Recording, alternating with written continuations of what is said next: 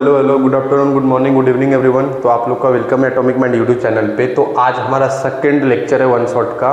First हमने डाल दिया जिसका नाम था केमिकल रिएक्शन एंड इक्वेशन। आज दूसरा है जिसके बारे में अपन पढ़ते हैं, ये मेटल्स एंड नॉन मेटल का मैंने वन शॉट पूरा वीडियो डाला है। वन शॉट वीडियो डाला है जिसमें हमने मेटल्स के बारे में पूरे डिटेल किए, इसके फिजिकल प्रॉपर्टी और केमिकल प्रॉपर्टी पढ़ा। फिर हमने नॉन मेटल का पढ़ा, नॉन मेटल का भी पूरा डिटेल पढ़ा जिसमें फिजिकल प्रॉपर्टी और केमिकल प्रॉपर्टी पढ़ा। और उसके बाद हमने पढ़ा आयोनिक, उसके बाद हमने पढ़ा आयोनिक बॉन्ड के बारे में, जो आयोनिक बॉन्ड क्या होता है। क्लियर? ये तीनों टॉपिक हमने समराइज किया और अच्छे से इसको बताया गया है और पूरे डिटेल वीडियो है, आप देखिए, उसको प्यार दीजिए। बाकी इतना ही वीडियो मैंने डाला है। क्लियर? तो आज के लिए इतना ही। अप्रॉक्सी 45 या 50 मिनट्स का वीडियो होगा पूरा मिला के, जो हमने पूरा डाला है। और एक टॉपिक इसमें बचता है जिसका नाम है अपना प्यूरिफिकेशन वाला। वो प्यूरिफिकेशन का बहुत ही इजी टॉपिक है जिसमें हम अपन ओर्स और इलेक्ट्रोलाइसिस मेथड पढ़ते हैं। वो आपको नेक्स्ट लेक्चर या अगर चाहिए, क्योंकि ईजी आप कर सकते हो वैसे भी, अगर चाहिए तो मैं बना दूंगा, अगर नहीं चाहिए तो ठीक है, इतना ही है। बाकी ऐसे देखते रहो। धन्यवाद, बाय। चलो जो स्टार्ट करते हैं चैप्टर नंबर 3 जिसका नाम है मेटल्स एंड नॉन मेटल। थोड़ा सा इसको छोटा कर देते हैं। नाम है मेटल्स एंड नॉन मेटल। ध्यान सुनना, वन शॉट सीरीज है, मैंने पहले ही बताया था। देखो इसमें क्या पढ़ेंगे ना, इसमें कुछ मैंने जैसे कल बताया था, एक वीडियो डाला मैंने, और उसमें क्या है, वो है टॉपिक टू बी कवर्ड। ये टॉपिक कवर करना आपने को। कौन सा? पहला टॉपिक फिजिकल प्रॉपर्टी किसका? बोथ। फिजिकल प्रॉपर्टी पढ़ाना, both metal and non metal, metal and non metal का। दूसरा केमिकल प्रॉपर्टी अलग से पढ़ना है, मेटल का। और इसी का तीसरा केमिकल प्रॉपर्टी पढ़ना है नॉन मेटल का, नॉन मेटल का। और लास्ट आज पढ़ना अपने को ionic compound, ionic compound. 4 topic है, लेंदी है, मिनिमम 1 घंटा 1 घंटा 10 1 घंटा 20 मिनट जाएगा। क्लियर? तो हम स्टार्ट करते हैं अपना पहला topic, physical property of metals and non metal. एक लिखेंगे, उसका उल्टा भी आप लिख सकते हैं। तो चलो हम स्टार्ट करते 1 2 3। तो पहला जो टॉपिक है उसका जो नाम है वो है physical property of metal and non metal, metals and non metals मिलेंगे। ठीक है सर? अगर मैं इसको अच्छे से बॉक्स फिक्स कर दूं, थोड़ा सा स्टाइल मार के बंद कर दूं इसको, तो ये हो गया इसका पार्ट, और इसको डाल दूं ऊपर, ये कुछ कोने में डाल लो। यस। तो मैं क्या करता हूं, फिजिकल प्रॉपर्टी सिखाने के लिए मैं 2 पार्ट बना लेता हूं। क्लियर? और इधर डालता हूं मेटल्स, और इधर डालता हूं नॉन मेटल्स। कोई दिक्कत नहीं। अच्छा, तो सबसे पहला पॉइंट जो अपना होगा मेटल के अंदर लिखना, मेटल्स आर डालना। Metals are generally solids at room temperature. ये याद रखते रहना। देखो मैं स्लाइड नहीं दे रहा, मैं लिखा के दे रहा हूं पूरा काम प्रॉपर। क्या बोला पहला पॉइंट? मेटल जनरली सॉलिड होता है रूम टेम्परेचर पे। इसके अंदर 2 चीज छोड़ के, एक्सेप्ट 2 चीज। कौन सा?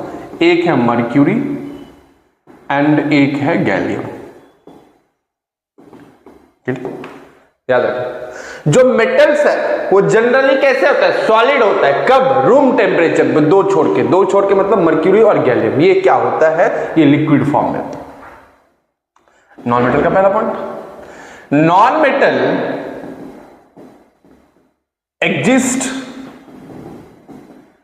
Eight solid and gases at room temperature except bromine. Bromine liquid होता है, मतलब मतलब जो सॉलिड मेटल जो होते हैं वो जनरली सॉलिड होते हैं, जो नॉन मेटल होता है वो भी जनरली सॉलिड या गैस होता है, एक्सेप्ट ब्रोमीन। दोनों का एक एक पॉइंट मैंने आपको कवर करा दिया। चलो मैं इसको ऊपर लेके चलता हूं, ये पॉइंट हो गया इसका पहला पॉइंट, इसको ऊपर लेके चलता हूं, ये हो गया इसका पहला पॉइंट।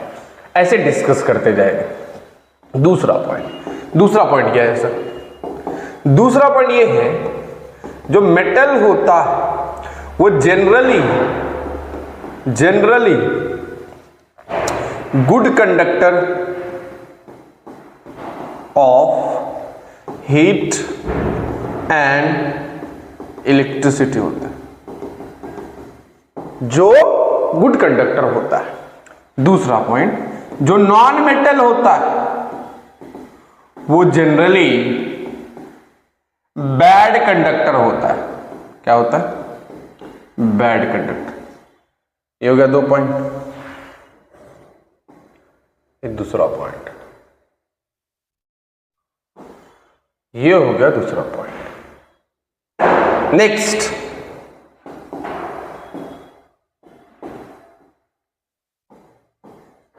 तीसरा point, metals are malleable and ductile. Malleable and ductile मतलब क्या? मेलिएबल मतलब थीन सीट में कन्वर्ट हो जाएगा, डक्टाइल मतलब थीन वायर में कन्वर्ट हो जाएगा।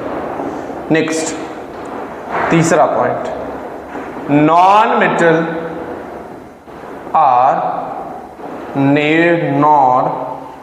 Not malleable nor ductile.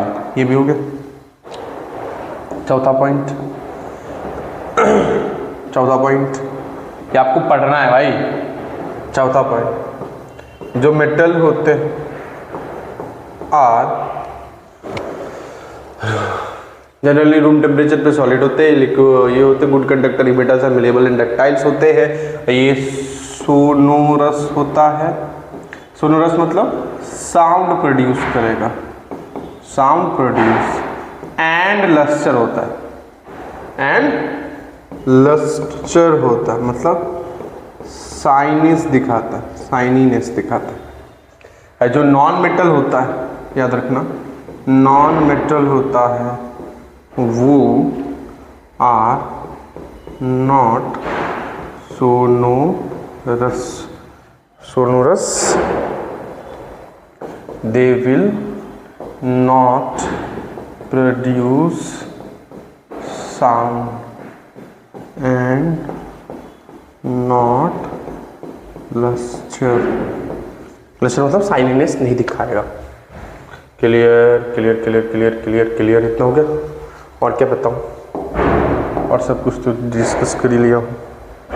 तो पांचवा पॉइंट, मेटल्स आर जनरली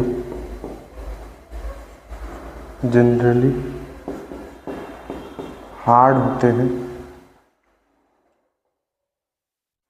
ये non metals are generally soft होते हैं, except diamond and bromide, diamond and graphite. देखो पहला पॉइंट, मेटल जनरली सॉलिड होते हैं रूम टेम्परेचर पे एक्सेप्ट मर्क्यूरी एंड गैलियम। फिर से ध्यान सुनना, मेटल जनरली गुड कंडक्टर होता है, किसका? हीट और इलेक्ट्रिसिटी का। Non metal generally bad conductor होता है। मेटल मेलिएबल होता है, थीन सीट में कन्वर्ट हो जाएगा और डक्टाइल वायर में कन्वर्ट हो जाएगा। ये दोनों नहीं होता है। मेटल साउंड प्रोड्यूस करे तो ठोकेंगे तो क्या प्रोड्यूस करेगा? साउंड प्रोड्यूस करेगा। ये साउंड प्रोड्यूस नहीं करेगा। ये हार्ड होता है, ये सॉफ्ट होता है, एक्सेप्ट डायमंड एंड ग्रेफाइट। ये इसका फिजिकल प्रॉपर्टी था। एक अच्छे से देख लो, इसका स्क्रीनशॉट ले लो अच्छे से। मेटल जनरली, इस बार अच्छे से देख लेना, अपने मन से भी इसका 6-7 पॉइंट और ऐड करके बना सकते। ले लो स्क्रीनशॉट पर, लिया 1 2 3, चलो देखो। नेक्स्ट अब सबसे इंपॉर्टेंट पार्ट है, वो तो इजी था। नेक्स्ट है chemical property of metal. Metals के क्या क्या केमिकल प्रॉपर्टी है। तो देखो ये इंपॉर्टेंट है। सबसे पहले मैं एक बहुत अच्छे से लिख देता हूं जो आपको समझे। पहला, मेटल रिएक्ट विथ, ये अपने को पूरा करना है, ऑक्सीजन, और इसी का उल्टा करते जाओगे। Metal react with water. तीसरा, metal react with acid, dilute acid, ये सब आपको याद रखना। चौथा, मेटल रिएक्ट विथ क्लोरीन। पांचवा, मेटल रिएक्ट विथ हाइड्रोजन। ये 5 रिएक्शन आपको करने हैं, याद कर लो। सबसे पहले अगर यही चीज आपको फॉलो करना है, मेटल रिएक्ट करेगा ऑक्सीजन के साथ, मेटल रिएक्ट करेगा वाटर के साथ, मेटल रिएक्ट करेगा डाइल्यूट एसिड के साथ, मेटल रिएक्ट करेगा क्लोरीन के साथ, मेटल रिएक्ट करेगा हाइड्रोजन के साथ। ये 5 रिएक्शन देखेंगे और इसी के कंपैरिजन में आपको मैं नेक्स्ट भी बताऊंगा। Metal react with oxygen, non metal react with oxygen, नहीं तो नॉन मेटल को अलग से भी हम पढ़ेंगे, क्लियर, अलग से ही पढ़ते हैं। तो ये मैं 5 चीज आपको दिखा दिया, ये 5 चीज।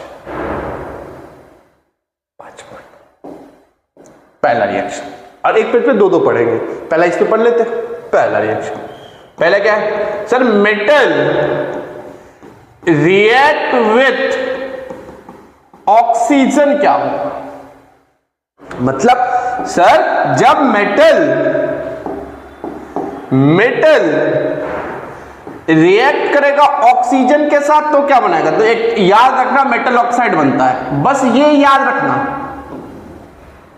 जब मेटल और ऑक्सीजन को रिएक्ट करोगे तो डायरेक्ट याद रखना आपको मेटल ऑक्साइड बनाना है। मेटल प्लस एम से मेटल प्लस ऑक्सीजन बन जाएगा MO, मेटल ऑक्साइड।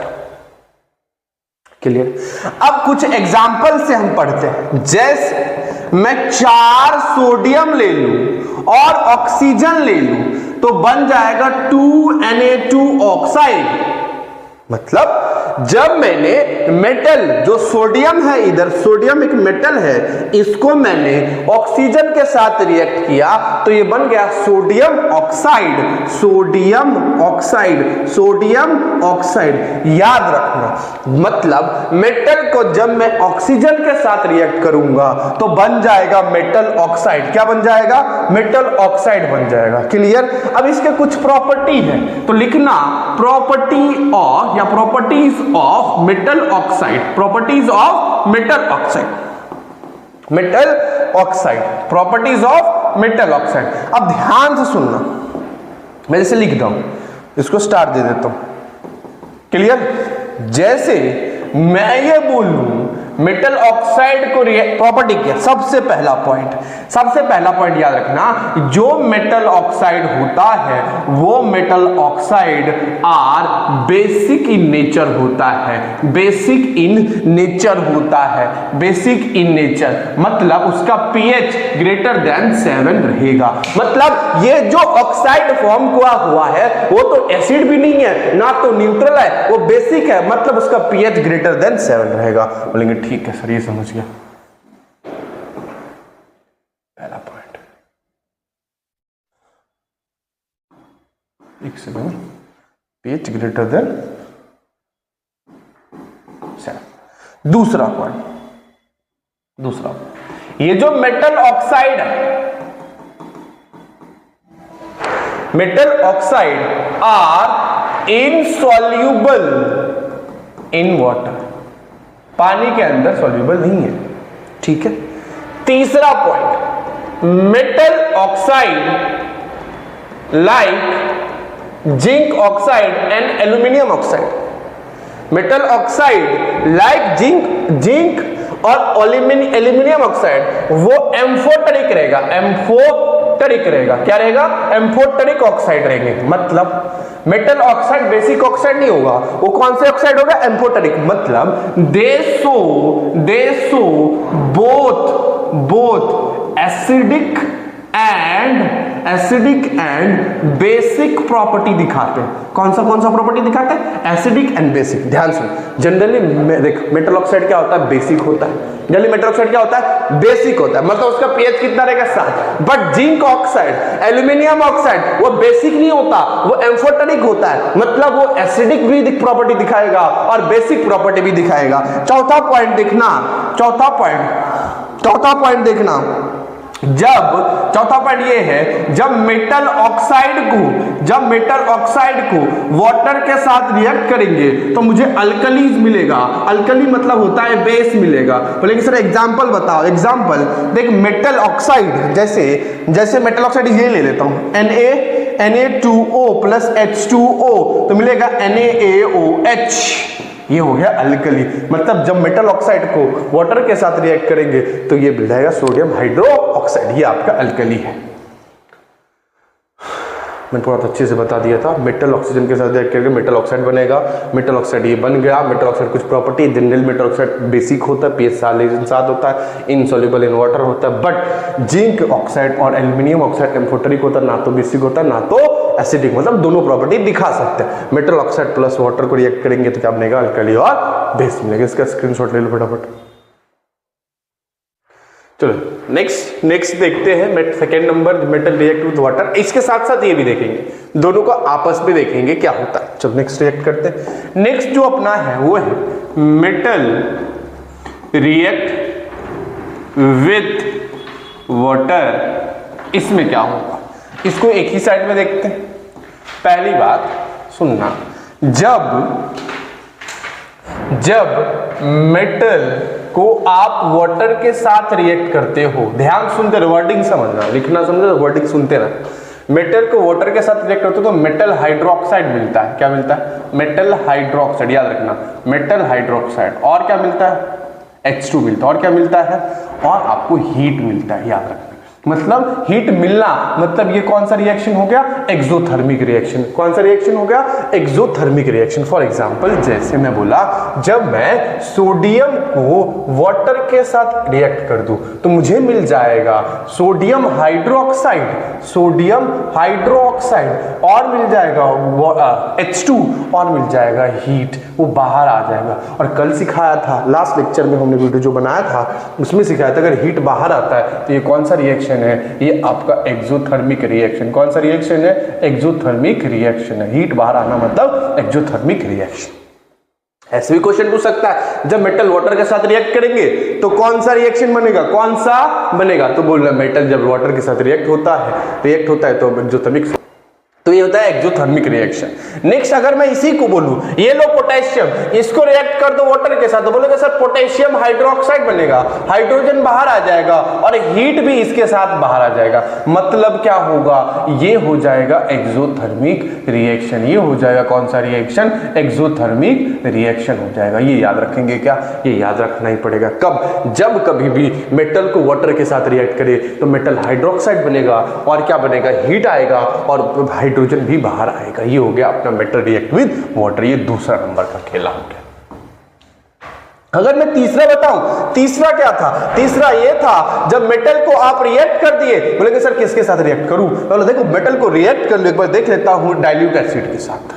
जब मेटल को रिएक्ट करोगे डाइल्यूट एसिड के साथ तो क्या बनेगा? तो मेटल सॉल्ट बनेगा। देखते हैं, जैसे मेटल को आप रिएक्ट कर दिए डाइल्यूट एसिड के साथ तो आपको मिलेगा मेटल सॉल्ट। आपको क्या मिलेगा? मेटल सॉल्ट और आ जाएगा बाहर हाइड्रोजन या वाटर समथिंग आ जाएगा। देखते हैं क्या होता है। बोलेंगे सर क्या होगा इसमें? जैसे देखो, जैसे मैं इधर ले लूं, जैसे इधर मैं ले लूं Mg प्लस HCl, मतलब सर इधर 2 HCl ले लूं तो बनेगा MgCl2 और हाइड्रोजन बाहर आ गया, ये MgCl2। अगर मैं बोलूं इसी को सोडियम को H2SO4 के साथ रिएक्ट करो तो बनाओगे NaSO4, Na ये 2 ले लो, Na2SO4 और ये हाइड्रोजन बाहर आ गया। बट जब भी अगर मैं बोलूं ये Mg को HNO3 के साथ रिएक्ट करो तो कोई भी रिएक्शन नहीं होता है, ये आपको याद रखना है, कोई भी रिएक्शन नहीं होगा। मतलब क्यों नहीं होगा, रीजन क्या है, HNO3 is a strong oxidising agent, strong oxidising agent, oxidising agent. अगर ये स्ट्रॉन्ग ऑक्सीडाइजिंग एजेंट है तो H2 गैस बाहर नहीं आएगा, H2 gas is not liberated, क्या नहीं होगा, लिबरेट नहीं होगा, ये गैस का फॉर्म है, ये गैस है। समझ गया रहेगा। देखो पहला क्या था, पहला तो वो था ऑक्सीजन वाला, नेक्स्ट क्या है, मेटल को अगर रिएक्ट किया वाटर के साथ तो मेटल हाइड्रोक्साइड, वो हाइड्रोजन और हीट बाहर आता है, और हीट का बाहर आना मतलब एक्सोथर्मिक रिएक्शन। जब मेटल को रिएक्ट किया डाइल्यूट एसिड के साथ तो बन गया मेटल सॉल्ट, और क्या बन जाएगा, हाइड्रोजन का गैस बाहर आ जाएगा, गैस। समझ गया। देखो सबसे पहले HCl के साथ ये MgCl2, H2SO4 के साथ सल्फेट आयन बन गया, और जैसे ही HNO3 नाइट्रिक एसिड के साथ में रिएक्ट करने गया तो कोई भी रिएक्शन नहीं मिला। क्यों रिएक्शन नहीं मिला, क्योंकि हमको पता था जो HNO3 है बहुत ज्यादा ऑक्सीडाइजिंग एजेंट है, और अगर वो ऑक्सीडाइजिंग एजेंट ज्यादा है तो H2 गैस लिबरेट नहीं होगा, H2 गैस फॉर्म नहीं होगा। क्लियर क्लियर, चलो इसका स्क्रीनशॉट ले लो फटाक से। लिया तो नेक्स्ट अपना एक बार चेक कर लो तो क्या है, metal react with diluted metal liquid chlorine and hydrogen. इसी के अंदर दो रिएक्शन देख लेंगे। सबसे पहला चौथा, metal react with chlorine Cl2।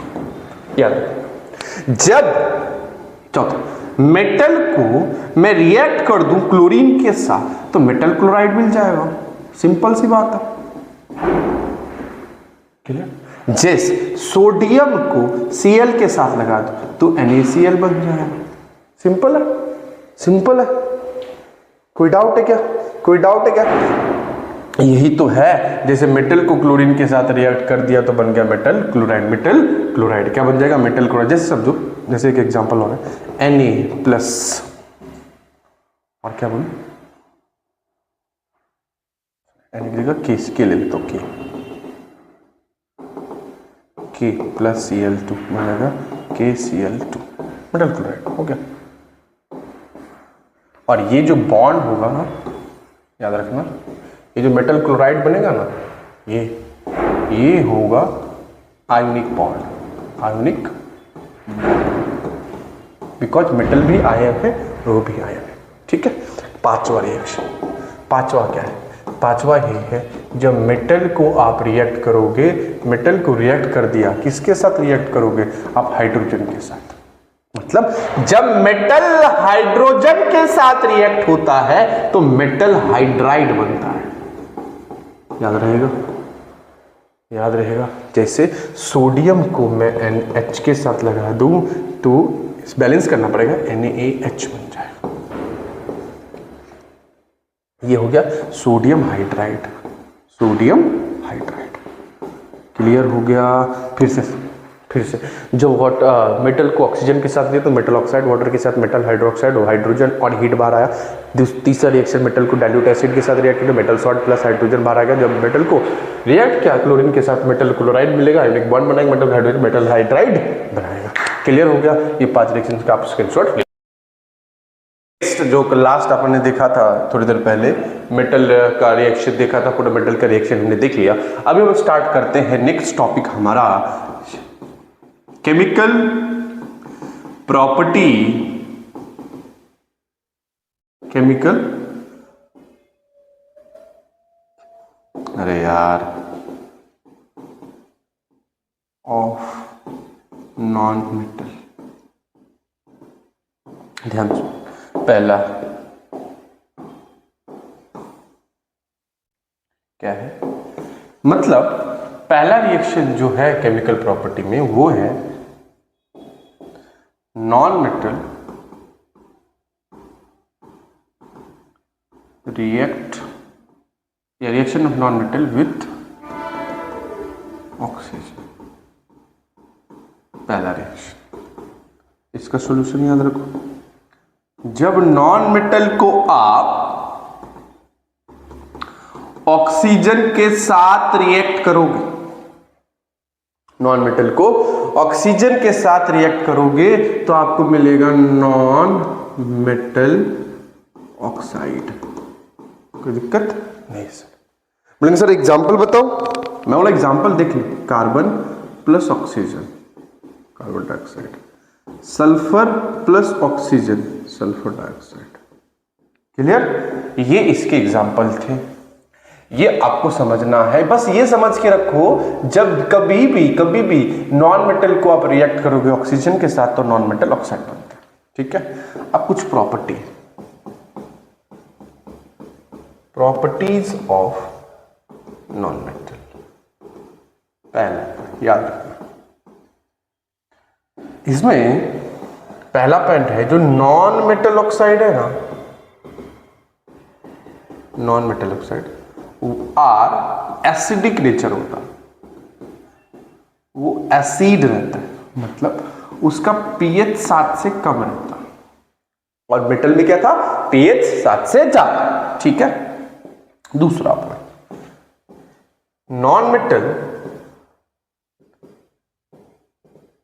Oxide like carbon monoxide comma hydrogen oxide या water are neutral compound.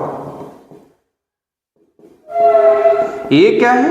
Neutral compound, मतलब नॉट एसिडिक नॉट बेसिक। कोई दिक्कत? समझ गया? मतलब नॉन मेटल ऑक्साइड, ये कॉमा है, comma non metal oxide carbon monoxide और वाटर न्यूट्रल होता है। ये तो आपने सीखा था। तीसरा पॉइंट, जो नॉन मेटल ऑक्साइड है वो सॉल्यूबल होता है इन वाटर। क्लियर? ये पॉइंट।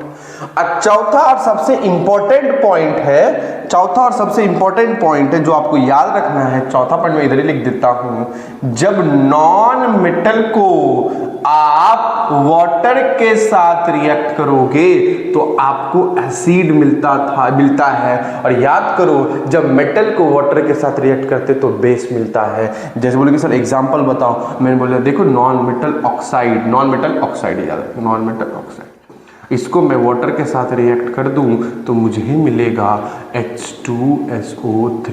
ये नॉन मेटल ऑक्साइड, ये याद रखना। नॉन मेटल ऑक्साइड को जब वाटर के साथ रिएक्ट करोगे तो मुझे क्या मिलेगा? एसिड मिलेगा। जैसे सल्फर डाइऑक्साइड को मैंने रिएक्ट कर दिया, सल्फर डाइऑक्साइड को मैंने रिएक्ट कर दिया वाटर के साथ तो मुझे सल्फरस एसिड मिला है, सल्फरस एसिड मिला है, याद रखना। कोई दिक्कत है क्या? ये था नॉन मेटल ऑक्साइड की कहानी। इसका स्क्रीनशॉट ले लो। चल आगे बढ़े। Next reaction number 2। Reaction number 2 है non metal react with water. और तीसरा भी इधर ही ले लेता हूं कि दोनों सेम है। Non metal react with acid, clear? जैसे मैं अगर ले लूं नॉन मेटल को वाटर के साथ रिएक्ट करूंगा तो कोई भी रिएक्शन नहीं होगा, याद रखना, नो रिएक्शन। ये नॉन मेटल ले लेता हूं इधर, नॉन मेटल, याद रखना। वैसे ही जब नॉन मेटल को मैं डाइल्यूट एसिड के साथ रिएक्ट कर दूं तो कोई भी रिएक्शन ना देखने को मिलेगा। बोलेंगे सर क्यों? क्योंकि पता है इसका रीजन लिखना, रीजन आ सकता है। रीजन क्या? Non metals are electronegative element या compound, they can not loss या lose the electron. In fact, they can gain the electron. समझा? इसीलिए जब वाटर में रिएक्शन होता है तो इलेक्ट्रॉन का लॉस होता है, इलेक्ट्रॉन का गेन करना पड़ेगा। क्लियर? और यही रीजन आपको चिपकाना है इधर, ये हो गया इसका रीजन। क्लियर? समझ गया क्या? समझ गया क्या? बस इतना ही रिएक्शन लिखो। नॉन मेटल को जो रिएक्ट करोगे वाटर के साथ कोई भी रिएक्शन नहीं होगा, एसिड के साथ रिएक्ट करोगे कोई भी रीजन। रीजन क्या है? जो नॉन मेटल है वो इलेक्ट्रोनेगेटिव है। इलेक्ट्रोनेगेटिव मतलब इलेक्ट्रॉन से प्यार करने वाला, इलेक्ट्रॉन लवर। इलेक्ट्रॉन लॉस नहीं करेगा, इलेक्ट्रॉन को लेगा।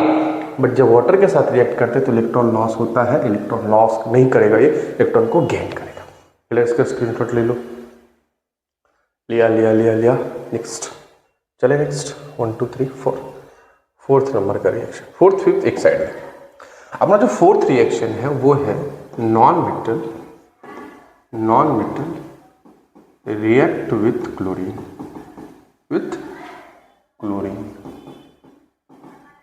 और दूसरा है, पांचवा है non metal react with hydrogen. Clear? जैसे अगर मैं नॉन मेटल को रिएक्ट कर दूं क्लोरीन के साथ तो नॉन मेटल क्लोराइड मिलेगा। कोई दिक्कत नहीं सर। जैसे H2 ले लो, इधर Cl2 ले लो तो 2HCl बन जाएगा, ये नॉन मेटल। और याद रखना ये कोवेलेंट बॉन्ड बनाता है, फॉर्म करता है। समझा? एक एग्जांपल दे दिया मैं, बट आपको देखो मेनली आपको यही याद रखना है, ये पॉइंट याद रखना। एक सेकेंड, आपको मेनली ये पॉइंट याद रखना पड़ेगा, ये पार्ट। क्लियर? अब इधर आ जाओ। जब आप नॉन मेटल को, याद रखना, रिएक्ट कराओगे हाइड्रोजन के साथ तो नॉन मेटल हाइड्राइड मिलेगा। नॉन मेटल हाइड्राइड क्या मिलेगा? Non metal hydride.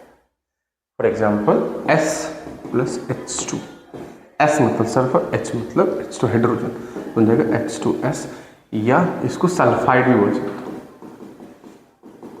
क्लियर? ये बन गया हाइड्रोजन सल्फाइड। सल्फर ज्यादा इंपॉर्टेंट नहीं है बट याद है। समझ गया क्या?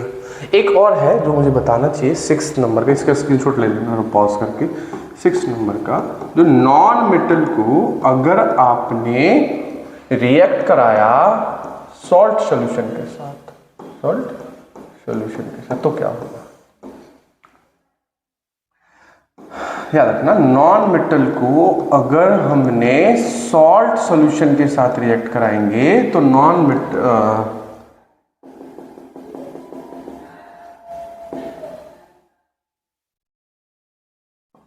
तो आपको salt solution plus non metal मिलेगा। याद रखना कैसे?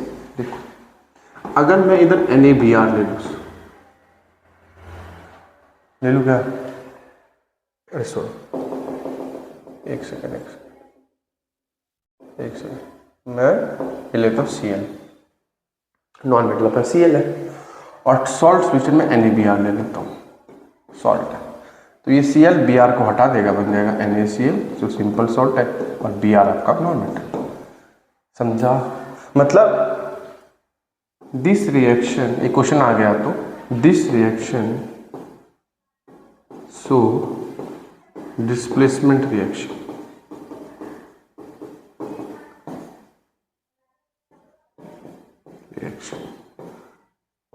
क्लियर? समझा? कोई डाउट इधर तक? तो रिएक्शन हो गया, स्क्रीनशॉट ले लो, जल्दी लो। 1 2 3 स्टार्ट। अब जो नया छोटा सा एक टॉपिक है वो है आयोनिक कंपाउंड। पहली बात लिखता हूं formation of ionic compound, simple is due to combination of positive ion, that is cation, and negative ion, that is anion. मतलब आयोनिक कंपाउंड का जो फॉर्मेशन होता है वो दो चीज से जोड़ के होता है, एक कटायन मतलब पॉजिटिव चार्ज, एक अनायन मतलब जब जो दो देंगे तो आयनिक कंपाउंड फॉर्म हो जाएगा। दूसरा point, in ionic compound there is ionic bond, ठीक है। तीसरा, there is huge amount of energy will required to break the bond of ionic compound। याद रहेगा, जो आयनिक कंपाउंड, जैसे समझो ये A+ है और B-, तो दोनों जोड़ के बन गया AB। तो ये जो बॉन्ड बना ना, ये आयनिक बॉन्ड बनेगा। कौन सा बॉन्ड बनेगा? Ionic bond. और ये बहुत ज्यादा स्ट्रॉन्गेस्ट बॉन्ड होता है, स्ट्रॉन्गेस्ट बॉन्ड, और इसको तोड़ने के लिए ज्यादा अमाउंट ऑफ एनर्जी लगता है। क्लियर? समझ गया? एक लास्ट पॉइंट है, याद रखना, ये अगर पूछ दिया तो आयनिक कंपाउंड सोल्यूबल होता है इन वाटर और इनसोल्यूबल होता है इन केरोसिन। क्लियर? पहले फटाफट revision, formation of ion due to cation और anion, ionic compound, ionic bond रहता है आयनिक कंपाउंड के अंदर, वो आयनिक बॉन्ड जो होता है बहुत स्ट्रांग होता है, उसको तोड़ने के लिए ज़्यादा अमाउंट ऑफ एनर्जी चाहिए रहता है। उसके बाद जो आयनिक कंपाउंड है वो सॉल्यूबल है वाटर के अंदर और इनसॉल्यूबल है केरोसिन के अंदर। आज का लेक्चर इधर ही खत्म करते हैं, और यही इधर ही तक था जिसमें मेटल, नॉन मेटल, मेटल के फिजिकल प्रॉपर्टी पूरे डिटेल के अंदर बताया। कोर्स का आप लोग कर लोगे जिसमें क्या इलेक्ट्रोलाइसिस है, जो आप लोग खुद से कर सकते हो, नहीं करोगे तो DM करना, मैं कर दूँगा। क्लियर? तो आज का लेक्चर इधर एंड करते हैं।